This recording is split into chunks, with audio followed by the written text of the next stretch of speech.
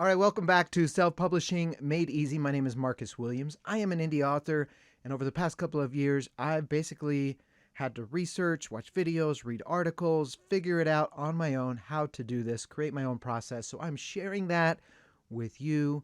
Hopefully it helps others avoid a lot of the headaches that I went through when I was figuring out how to self-publish. So up till now, if you followed the lesson so far, your book is on pre-release. Maybe you hit publish, but you are now, what do I do now? I've written the book, I've published, I've gone through all the publishing, I've edited, done all the things. It's pre-release, I'm waiting for it. So one thing you need to do is marketing. We're not talking about that. Today we're talking about the different types of sales avenues for you. So we're going to talk about what's the difference between a proof copy and an author copy, different methods to direct sell your physical books and your ebooks. So subscribe, hit the notification bell, and let's dive right into it. All right, so let's first talk about proof copies, because those are what you buy before release day. So it's always a good idea to set your book on pre-order to drive excitement and pre-sales, so that on the day your book is released, you have all of these downloads and sales. So it's a good idea anyway, but the other reason why it's a good idea is because it allows you time to order a proof copy. So you'll see on that copy that it says not for resale. That means it's a proof copy. This copy is not for you to sell. This copy is solely for the author to look through and make sure everything looks good. It allows you to see the physical cover. It's really easy to look at it online within the guidelines, those little dotted red lines. But does it look good in person, physically in your hand? Do you need to adjust your cover a little bit? I also find that if I read a physical copy of my book, I end up finding a few mistakes that I didn't find while reading it on the screen. So that helps. I also have a proofreader that I have proofread the author copy before it goes up for sale. So getting a proof copy is a good idea. It's important. You don't have to do it, but it's a good idea. I end up finding little mistakes that save me from having to fix them down the road, because you can hurry and fix them before it actually drops. You have, I think it tells 3 days before publication for the paperback and 1 day for the ebook, something like that. It tells you when you have to have your final edits in, but this allows you to do that. So that's a proof copy. So then what is an author copy? So let's look. You can do this in draft to digital as well. So let's just look at Amazon for right now. It's the same concept. You see here, for this book, I can order author copies.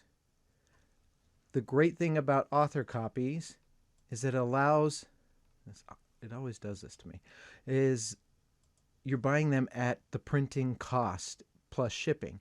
So if you're a Prime member, you don't get free shipping for author copies, and that's okay because you're still getting a great discount. So Amazon.com, let's say you want to order 5 copies. So it just takes it to your regular Amazon cart. Now you can see I'm looking at some gardening and spring planting here, so I'm going to save those for later. So they're charging me $2.92 per, plus $5.95 delivery. That's a good deal. So for 5 books, I'm getting it for $14.60 plus shipping, where I'm charging for 1 book $12. So you can buy author copies. The question is, well, what can you do with those author copies? And a lot of people say, well, you can't, those are Amazon copies, you can't resell. Yes, you can. You can resell these. Think about a used bookstore. Those are all books that are being resold. I've seen a lot of threads where authors are angry because they see their books on Amazon be from resellers, from used bookstores. And they're angry because they're not getting any royalties on those books. That's how the market goes. When you buy something from a piece of furniture from the store and then you sell it on Facebook Marketplace, you're not the original manufacturer is not getting a cut of what you sold it at your garage sale or on Marketplace. The same is true for books. You get royalties from the original sale, and then anyone after that can do whatever they want with your book. They can sell it, they can make crafts with it, they can burn it in a fire. It doesn't matter. They own that book. They can do whatever they want. So once you buy these books, you can do whatever you want with them. You can sell them.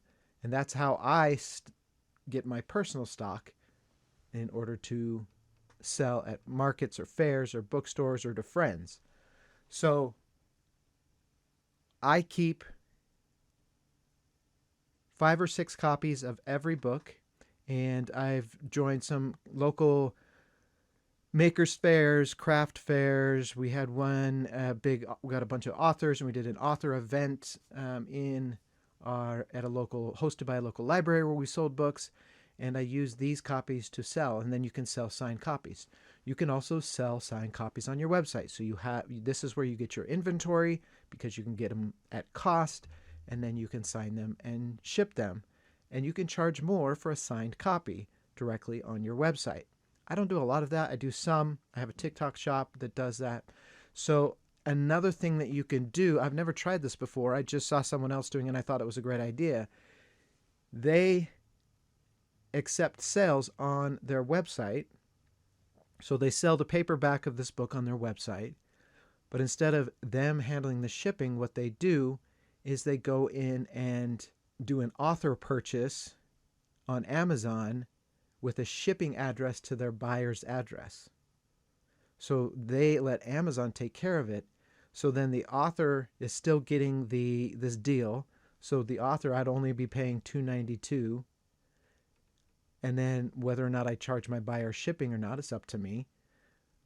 But I'm pocketing the rest of whatever I charge. If I charge $12 on my website for this book, and they live in Detroit, Michigan, I would go here, buy an author copy for $2.92, and then when I go to checkout, I would change my shipping address to that address of my buyer in Detroit, Michigan.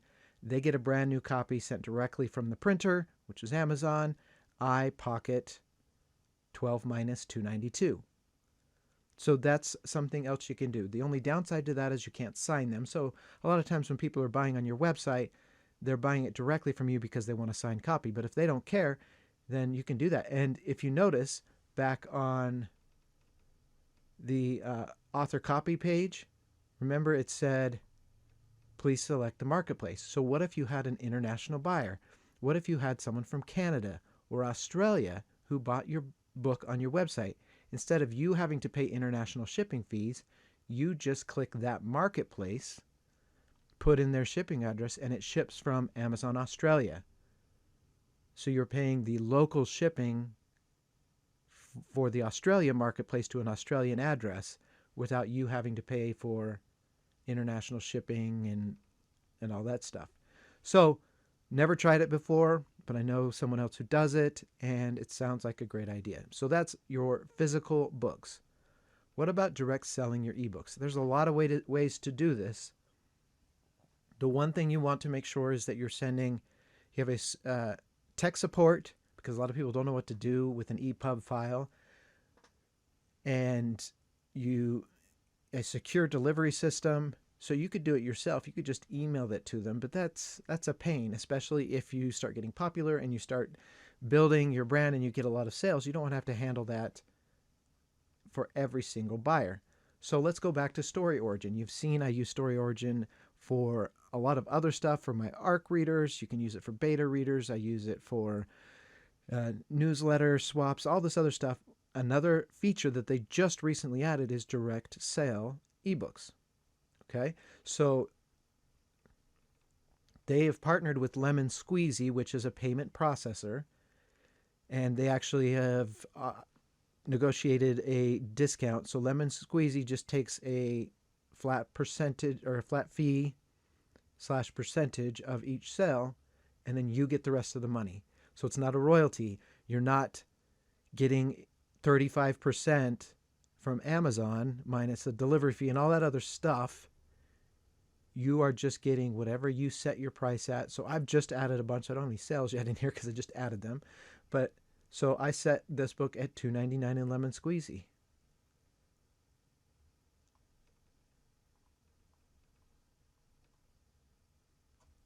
They buy it there.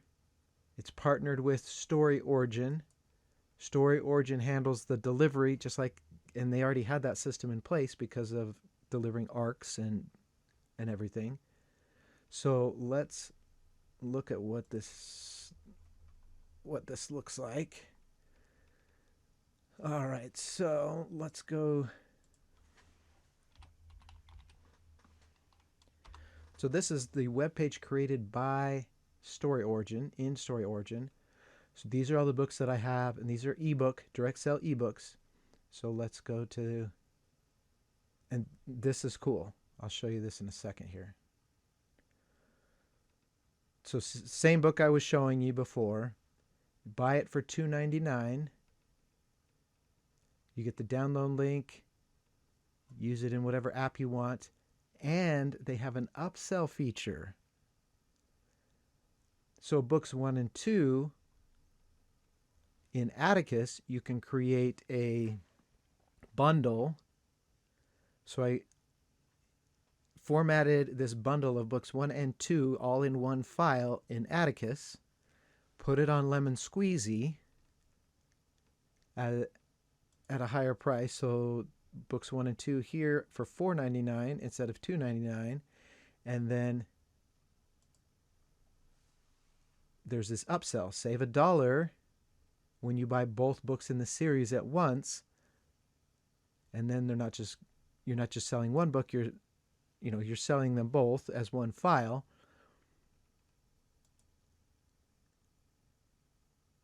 And then it goes to a payment processor. And Lemon Squeezy handles all that. So they accept cards, bank accounts, Alipay, a bunch of other WeChat Pay, PayPal. So they handle all of that for you, and they handle delivery, they handle the tech support. So it's a great way to sell your ebooks directly. And then looking through the Story Origin website, that's created for you when you have a Story Origin account. This is where these are all my ARC review copies people can apply for. You can divide them by series. So my Fountains of Power series, the Grounded Detective series, my audiobooks with links, other fiction, nonfiction.